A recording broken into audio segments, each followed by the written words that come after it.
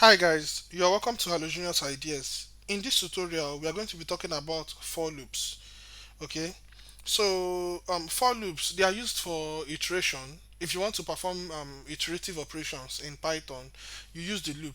We have the for loop. We also have the while loop. In my next video, I'm going to be talking about the while loop, but in this video, we are going to be talking about for loops. A for loop can be used to repeatedly execute a block of code. All right. So how do you write a for loop? You use the for statement. For example, you can do something like for I in then your iterable, which can be a range data. I can do something like range 6, then print I. If I run this, it will be giving me 1 to 5, okay? Because the way the range function works, it has the start, the stop, and the step. Okay, so if I'm giving it only one argument, this is going to be the stop um, value. If I give it two arguments, then I'm going to be the first one is going to be the starting value, while the second one is going to be the ending value. So if I do something like 2 comma 6 and I run this, you see it's giving me 2, 3, 4, and 5. All right, so and I have the, if I should do something like 12 comma maybe 2, so this is going to be the start, the stop, then the step. If I run this, you see that it's giving me 2, 4, 6, 8, 10. Okay, from 2, it takes 2 steps, it will go to 4, take another 2 step, it will go to 6. Okay, so basically that is how the range function works, but that is not what we are talking about here. So this is basically how to write your for loop. Okay, this is how to the simplest for loop you can possibly think of. This is how to write it. You can also do something like print 1 multiplied by 3, raised to the power of 3 rather. If I should run this, you see what I'm having now. This will be this is 0 cube, 1 cube, 2 cube, 3 cube, 4 cube. By 4 cube I mean 4 raised to the power of 3. All right, so that is it. You can use a for loop to iterate a list. Okay, to iterate over a list. So if I have a list of names, for example, I can say friends equal to Alex, then Samuel. I can also have David and Rahman.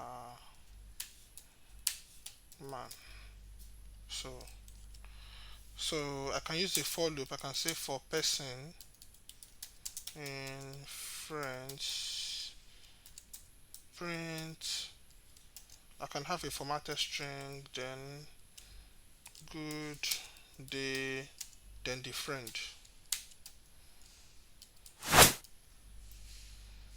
No, it should be good day person.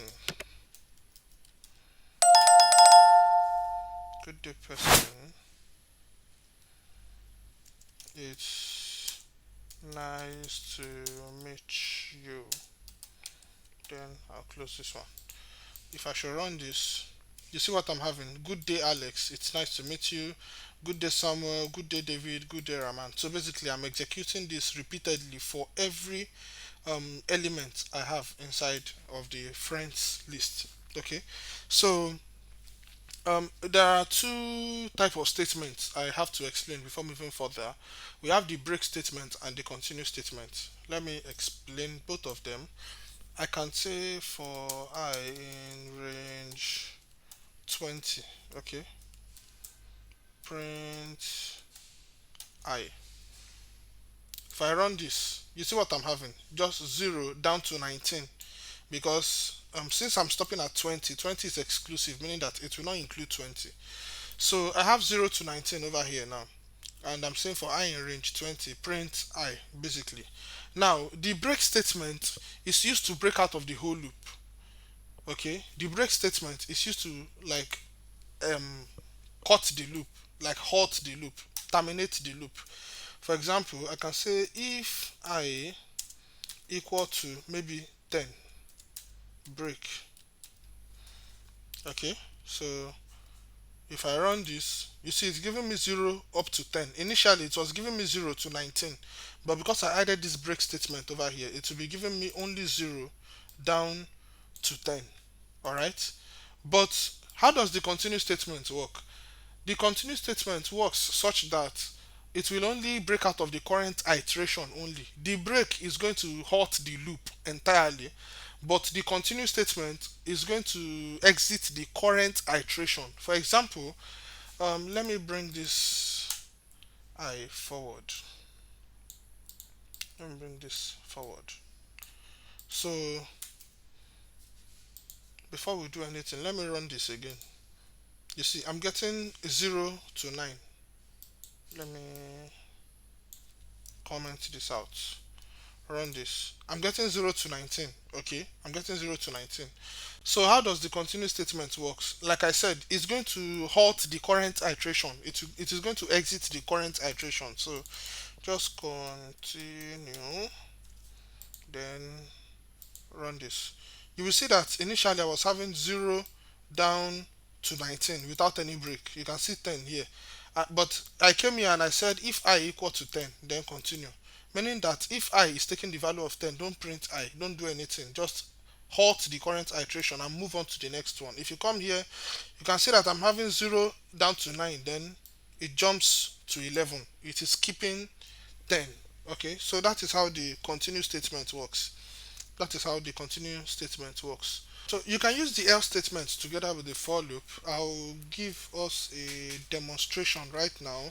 The algorithm that we are going to be using to demonstrate that is the algorithm to check if a number is is a prime number or not. And don't forget, a prime number is a number that can be divisible only by one and itself. Alright? A number that can be divided by just one and itself. How can we do that using the for loop? So I can just come here, I'll say the value or the number that I want to check. I want to do the check on. I can say num equal to 7.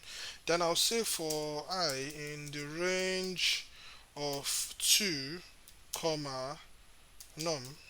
Okay, so I can come and say if num percentage I equal to 0, then obviously it is not a prime number.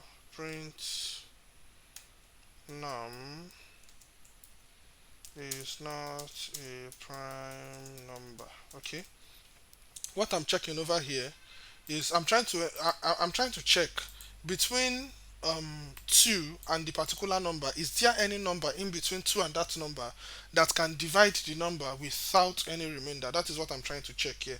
So if a number like that exists, then it's not a prime number. So just print num is not a prime number, then you break out of the for loop. All right, but if we can't find any number, then obviously it's a prime number. So we say else. This is where the else statement comes in. If for one reason or the other this loop finishes execution without breaking, then obviously it's a prime number. So I can just print num is a prime number. Okay, so just try to run this. You see 7 is a prime number, but if I try to check it on 8, 8 is not a prime number. So that is it. That is how you use the else statement together with the for loop.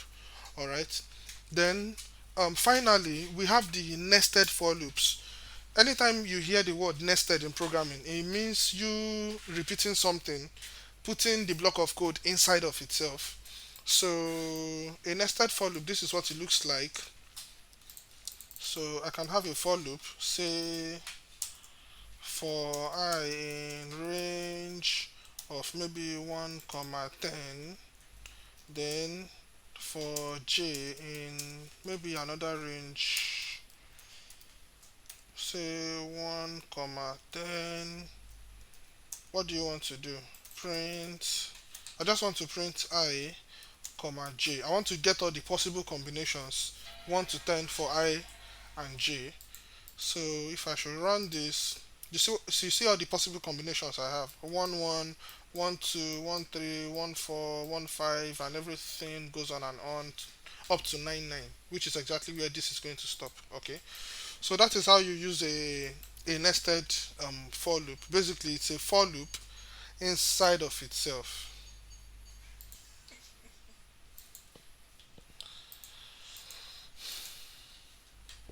So that's how to use the nested for loop. So this example demonstrates the nested for loop.